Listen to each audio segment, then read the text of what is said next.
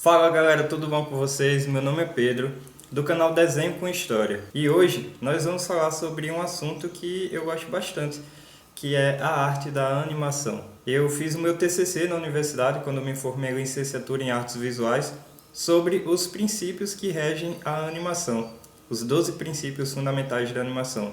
E é um assunto que eu particularmente gosto muito, então vem comigo nessa aventura sobre a história da arte, nesse caso, da história da animação.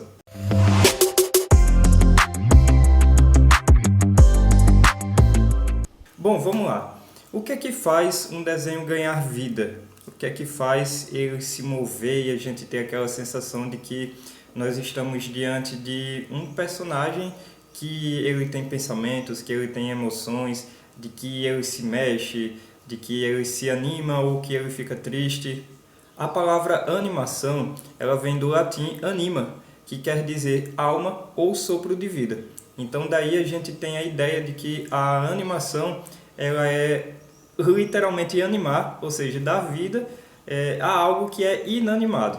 No século XIX, então, com o avanço da ciência, das pesquisas científicas, é quando a arte realmente ela encontra a ciência, ela se apoia em estudos e evidências que embasam essa sugestão do movimento nas obras de arte. Nesse período, nós descobrimos o fenômeno da persistência da visão. E Rudolf Arnheim, ele chama isso de fenômeno Phi, em que a nossa visão ela captura por alguns segundos o movimento que foi apresentado diante dela. Então, tipo assim, se a gente tem várias imagens passando em sequência muito rápidas, o nosso olho ele não consegue identificar cada uma das imagens separadamente. A gente vê como se fosse uma imagem só se movendo do início ao fim. Então, por exemplo, nesse período, a gente vê surgir os primeiros brinquedos ópticos.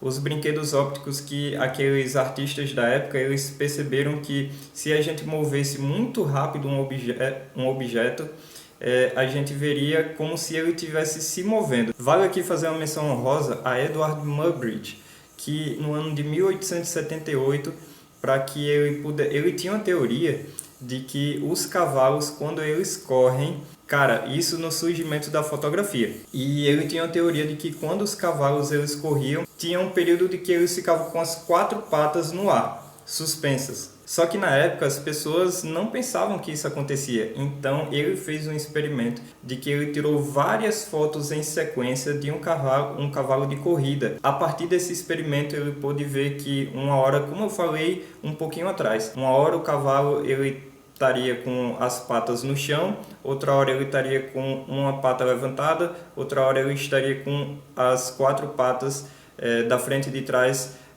levantadas. E aí ele ficava nesse movimento da corrida do cavalo. Então essa experiência de Edward Muybridge lançou as bases do cinema. Isso daí é uma coisa fantástica, porque um tempinho após essa descoberta científica, os irmãos Lumière eles fizeram os primeiros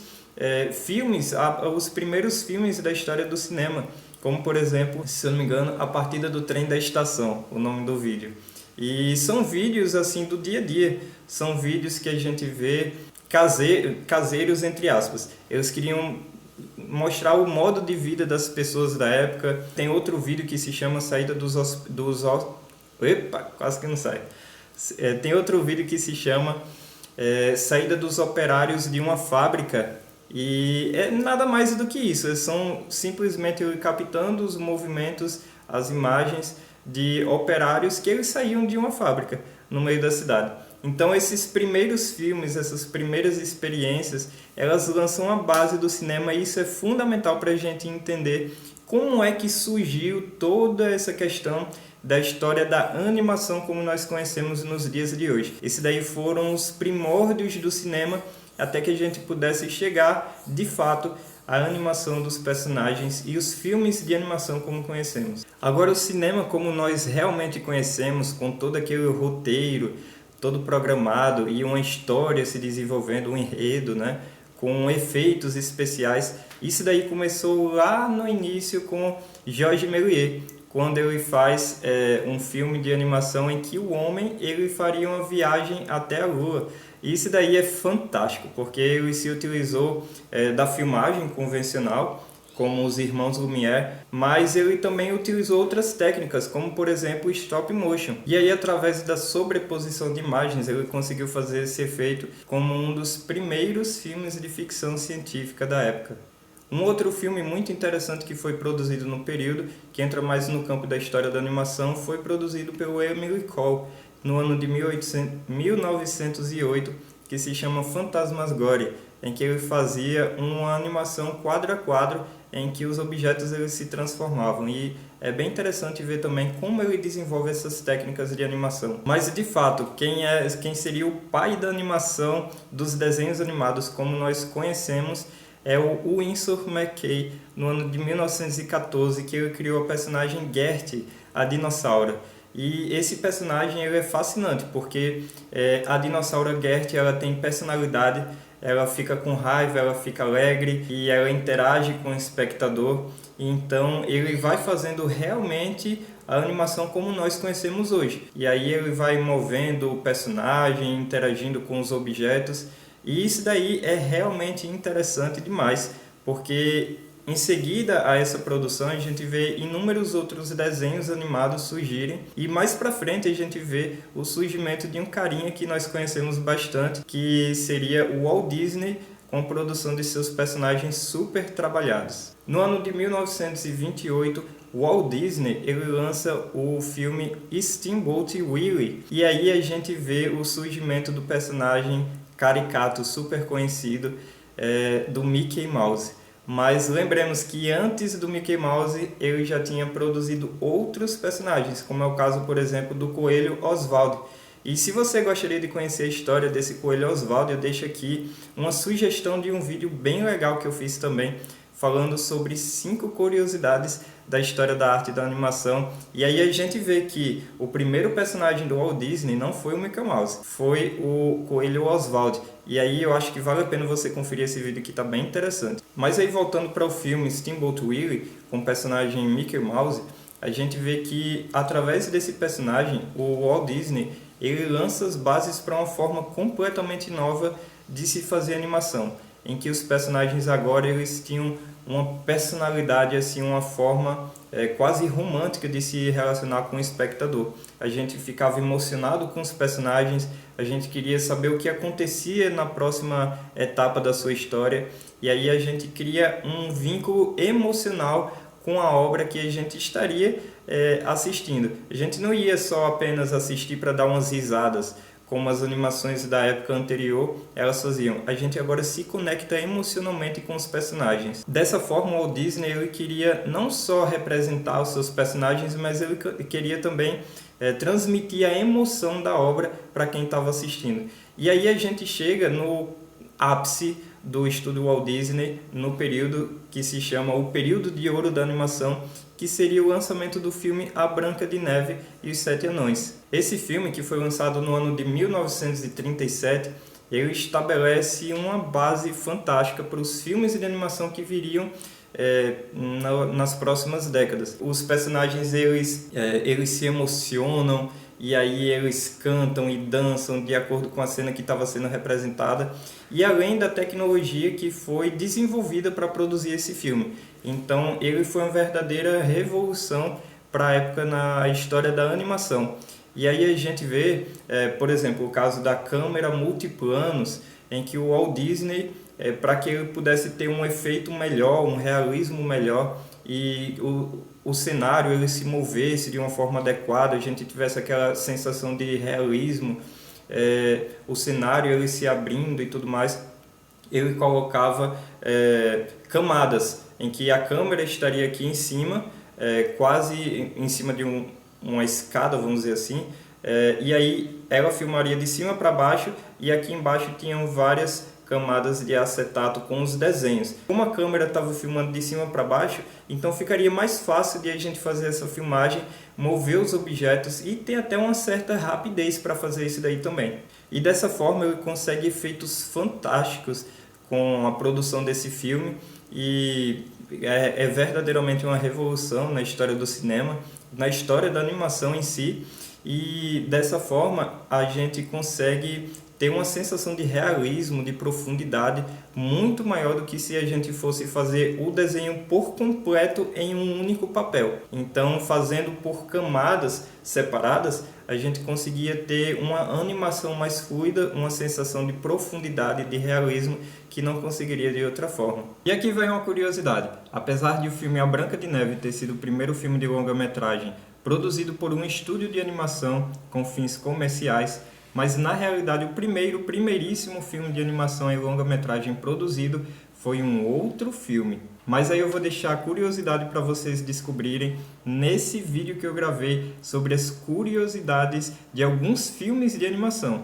O link está na descrição desse vídeo aqui embaixo, então confere lá e vem descobrir qual foi realmente o primeiro filme de animação gravado na história do cinema de animação. Nas décadas seguintes, com o surgimento da televisão, a animação ela ficou um pouco mais rápida e ela ficou um pouco limitada, vamos dizer assim, nos efeitos, aqueles efeitos sensacionais, artísticos que o estúdio Walt Disney tinha desenvolvido. Apesar de aquele ter sido o período de ouro da história da animação, agora com a televisão as pessoas queriam episódios cada vez mais rápidos. A gente vê isso, por exemplo, fazendo um recorte para os dias atuais, a gente vê isso, por exemplo, nos animes, em que toda semana tem que ter um episódio novo e a gente não pode ficar se prendendo a detalhes, a deixar a obra perfeita, impecável. A gente precisa de produção, de celeridade, né, de rapidez. Então, nesse período, após a produção da Branca de Neve, né, aquele período de ouro da animação, a animação ela ficou mais rápida, um pouco mais limitada esteticamente. Isso também bebe um pouco das fontes do modernismo, né? Os desenhos eles ficaram com essa pegada do modernismo, com cores mais chapadas, né? Sem muitos degradês, sem muitos efeitos da pintura e tudo mais, com formas mais geométricas, né? Justamente pegando um pouco das influências da época, artísticas da época do modernismo, mas também vendo essa questão da celeridade, da produção, do ritmo, né, que a gente tinha que ter sempre aquela produção. E a gente via isso, por exemplo, nos estúdios UPA, na Hanna-Barbera, né, isso. E aí a gente via, por exemplo, em obras como A Pantera Cor-de-Rosa. São produções que ficaram marcadas na época e que tem essa pegada, essa estética visual. Passada essa época, nós temos então nos anos 90 o chamado renascimento, vamos dizer assim, dos estúdios Walt Disney, em que ele volta com toda aquela estética do período de ouro da animação. Aí a gente vê produções como A Pequena Sereia, vemos produções também como O Rei Leão. São obras que ficaram marcadas pelo nível artístico elevadíssimo, e a gente se lembra lá do período de ouro da animação com A Branca de Neve, lembrando também os primeiros filmes como Bambi, por exemplo. E aí esse renascimento dos estúdios Walt Disney, ele quebra essa pegada limitada, estética limitada, que foi característica desse período mais marcado pela produção de episódios para televisão. Ele volta com toda aquela boniteza, vamos dizer assim, volta com toda aquela estética visual mais trabalhada que ficou marcado na nossa infância. No ano de 1995, no entanto, o estúdio Pixar ele lança Toy Story. E aí foi outra revolução artística que aí lançou as bases para os filmes de animação 3D que nós temos hoje em dia. Porque através do filme Toy Story, a Pixar ela lança pela primeira vez o personagem com essa característica de 3 dimensões, tridimensional. E aí a gente ganha uma gama de efeitos incríveis, porque o personagem ele agora não é mais 2D, né? Ele não está preso apenas ao papel, mas a gente ganha outra sensação de profundidade, outros efeitos para com quem assiste aquela obra, e é uma estética completamente nova. A gente entra por um ramo completamente diferente, mas os efeitos, veja, por exemplo, os 12 princípios de animação, no entanto, eles estavam ali presentes. A gente tinha os efeitos de esticar e comprimir, os efeitos de exagero, efeitos de encenação e tudo mais, são princípios que foram desenvolvidos pelo estúdio Walt Disney e que, apesar da obra ser tridimensional, ganhar outros efeitos visuais, mas aqueles princípios da animação eles estavam ali presentes e acrescentou para que a gente pudesse ter uma obra mais robusta. Não que os filmes 2D da Disney e de outros estúdios eles não fossem robustos, eles eram incríveis. E eu particularmente tenho um carinho muito grande pelos filmes 2D, são inclusive os filmes que eu mais gosto, mas com esses efeitos tridimensionais a gente ganha uma possibilidade gigantesca de fazer outros efeitos para os filmes de animação. Hoje em dia nós temos uma mistura desses dois efeitos. Nós temos os filmes 3D com uma pegada mais 2D, como é, por exemplo, o filme do Homem-Aranha no Aranha-Verso, que esse filme é sensacional. Eu me lembro também que eu vi o Gato de Botas 2, e aí, apesar de a gente ter os efeitos tridimensionais, a gente tem aquele efeito mais rabiscado, de desenho chapado, 2D, e hoje em dia é híbrido. A gente tem animação 2D misturada com a 3D. E aí, nos dias de hoje, a possibilidade é infinita de fazer um filme de animação com inúmeros efeitos visuais. Mas você, qual é o filme de animação que você mais gosta? O estilo? Você curte mais o estilo 2D ou 3D? Quais são os filmes que marcaram a sua infância? Aqueles filmes que você tem aí guardado na sua memória afetiva?